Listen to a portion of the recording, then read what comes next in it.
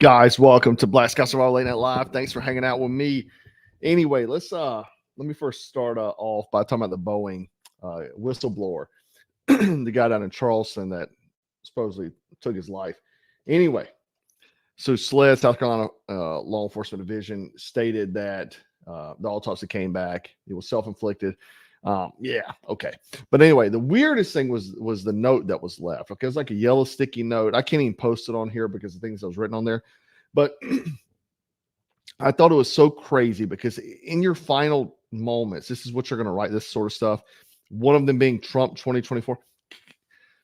They just need to stop with all this nonsense, man. Anyway, so Joe Biden, he goes up to Morehouse University and gives a speech. Now listen to what he says. Graduation. You started college just as George Floyd was murdered. And there was a reckoning on race. It's natural to wonder if democracy you hear about actually works for you. What is democracy? If black men are being killed in the street, what is democracy? The trail of broken promises still leave black communities behind. What is democracy? You have to be 10 times better than anyone else to get a fair shot. And most of all, what does it mean, as we've heard before, to be a black man who loves his country, even if it doesn't love him back in equal measure? The pandering. The country not loving back. Coming from the President of the United States telling a graduating class of black students that America doesn't like you, America doesn't love you, and that you got to work 10 times harder. It's just absolutely insane. The type of rhetoric that this man spouts. Okay, and YouTube reviewer, hey, I know you're probably watching this video. Nothing said here is bad. I know you don't like it because I'm talking against Joe Biden. Apparently, you guys met with Joe Biden and his administration to try to shut down YouTube content that went against him during election season. Good job. Good job for freedom of speech, YouTube. Anyway, YouTube reviewer, though, when you're watching this, everything's good here. Nothing goes against your community guidelines. Anyway, so then a bunch of the students turned their back on him. Check it out. A day earned, not given. Nobody's having it. We're not believing the nonsense anymore, the divisive rhetoric that this administration is trying to spout off. We gather on this Sunday morning, because if we're in church, perhaps it would be this reflection. It would be a reflection about resurrection and redemption. Remember, Jesus was buried on Friday, and it was Sunday. On Sunday, he rose again. But we don't talk enough about Saturday.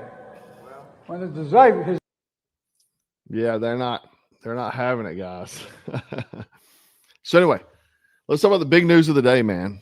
Iranian president goes down in apparent helicopter crash. Okay, so this is the helicopter. I thought I had it. Yeah, I do, right here.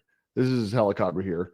Now, apparently he rode off into some fog, and they've not confirmed whether he is dead or alive, and this is 11:47 Sunday night. So they've got some footage here. I'm going to show that the Turkish government released to show a heat signature. Now let me kill the volume on this thing. It's loud. It's drone footage, heat signature with a helicopter carrying the president and the foreign minister went down. Now Turkey, this comes after Turkey sent rescuers and equipment to Iran in an effort to aid in search and recovery operations, according to reports. Rescuers are now making their way to the location. Now they found a burned up helo. They're not at this moment have found any survivors. I think the writing's on the wall. They're keeping it contained. They're not wanting to come out and say it. Now, what happens if the Iranian president dies? Well, the vice president takes over. Now, the problem is there's lots of a power struggle in Iran at the moment. So this could cause some serious upheaval within Iran. Now, why would that be beneficial to somebody? A lot of people say, oh, well, it was the fog and this and that, and absolutely true, but could there be bigger powers at play with this? So But who would benefit from this, right? Now, Israel has long viewed Iran as one of its greatest threats because of Tehran's nuclear program, obviously controversial, its ballistic missiles and support of armed groups sworn for Israel's destruction. Iran views itself as the chief patron of Palestine, Palestinian resistance to Israeli rule. And for years, the top officials have called wipe Israel off the map. So, Israel is believed to have carried out numerous attacks over the years, targeting senior Iranian military officials and nuclear scientists to blunt their nuclear weapons trajectory, their program. So, again, why would they're obviously not commenting? Israel's not commenting on this incident because they could potentially have taken part in it. It's hypothetical, but they would have some benefit to it. America has a long history of wrecking chaos in countries to destabilize them. I mean, we're masters at that. So to say that is off the table would be turning a blind eye to say. So obviously there isn't any evidence at this moment, even alluding to that, but it would be beneficial to them as well as America. Now, Iran-backed militias in Syria and Iraq launched repeated attacks on U.S. bases, if you remember, in the opening months, but they pulled back after U.S. retaliatory strikes for a drone attack that killed those 3 American soldiers in January that came from Georgia. So Iran has also turned out to be the key ally of Russia following the invasion of Ukraine. Now, they've been accused of supplying exploding drones that have wreaked havoc on Ukrainian cities. Rossi himself denied those allegations, if you recall, in an interview with AP, saying that Iran had not supplied any weapons since the outbreak of the hostilities of February 2022. Also, let's remember that Iran is the key member of BRICS, the anti-NATO organization, which is a massive threat to the U.S. dollar. Now, it's funny timing. I always say, where there's smoke, there's fire, man. If there's smoke, there's fire. Okay. Now, I don't know what order I got in these bad boys here. I think it's this one. BRICS, China dumps the largest U.S. treasuries in history. So this was just a few days ago that China dumped a record number of U.S. Treasury agencies' debt bonds worth a staggering $53.3 billion. Historically, this is the largest sell-off initiated by China ever recorded. Now, BRICS, China aggressively dumps U.S. Treasury's agency debt bonds.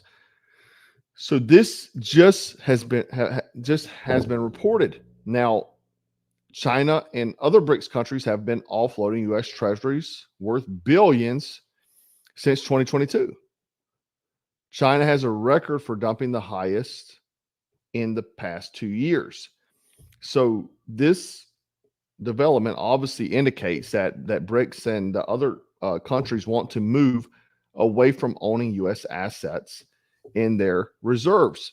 Now, again, Belgium dumped $22 billion worth of treasuries during this same period. This shows that even the European nations are beginning to distance themselves from the U.S. economy, including selling off bonds and treasuries. Now, what is what is the biggest backing to the American dollar? Can you guys name it? I'll let you go ahead and post the comment. What is the biggest backing to the American dollar? It's not gold. So what is it? It's military strength. Literally, that is our biggest backing to the U.S. dollar. Hence why we get allies of all these other countries and say, hey, we'll protect you because of this. Now, some people, like in the comments here, are saying predictive programming, like cool here. Absolutely. It very well could be a lot. I think we're seeing what a lot of predictive programming is happening, you know, but they're literally terrified, guys, that Trump is going to get elected in November. So think about this. The Democrats are terrified of Trump getting elected in November. China's terrified. BRICS is terrified of Trump getting elected in November. Why? Because the freaking trade war will resume. So who benefits if Donald Trump doesn't get elected? Our adversaries. That seems odd. Why would Americans be on the same side as our adversaries? Weird, right? And this goes into, you know, what we've been stating for a long time now, is that there's lots of people at play, right? A lot of people want to say, oh, it's the Democrats. It's not just the Democrats, because the Democrats are owned. They're puppets. They're owned by other people. We have the WEF, the WHO. We have the Soros. We have the Bilderberg Group. We have BlackRock, Vanguard, State Street. We have China. We have all these other countries that are involved in the destruction of America. This is not something that is just one person. And I'm not saying even they're working in unison, but they're working towards the same goal, to destroy America, right? And the biggest part of that will be the trade, because it all boils down to money. Now, whether you like Donald Trump or not, that is what they're afraid of, because he will start that trade war again. Now, this crash comes on the cusp of this. BRICS currency is coming soon. Iranian ambassador. BRICS currency is edging closer to reality, according to a top Iranian official visiting Moscow. So Iran, just so happens this week, is now participating in initiatives under Russian leadership in BRICS for the two countries to work towards a single currency for the bloc. Wow. Coincidental. Shucks. Weird, huh? It's weird. I don't know, man. Where there's smoke, there's fire. It could have been he was in a fog and had a hard landing, like they're saying. But it's just a lot going on. It's just a lot going on. Someone says, it's all, Baby G says it's all going to be okay. Yeah, we hope so. Probably not. Probably not. But anyway, guys, I wanted to share this. And like I said, at this moment in time, and I'm searching right now as I'm making the video. Still yet no word on that. They're probably not going to release it anytime soon. They're going to try to obviously hold off on that. But again, I think it's one of those things where it's going to be hard for him to have survived this. But obviously, Vice President takeover, there's going to be lots of change going in there. It's probably going to stop a lot of the movement that they were making with the single block currency. It's going to stop probably or cause distress amongst the country, nuclear programs and such.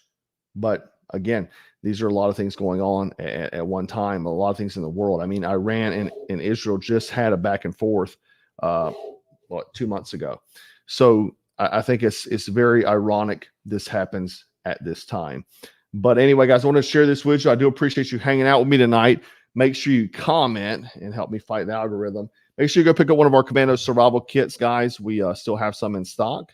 And get prepared. Get prepared, because you never know what tomorrow's going to bring. Stay frosty, stay strapped, and always stay dangerous.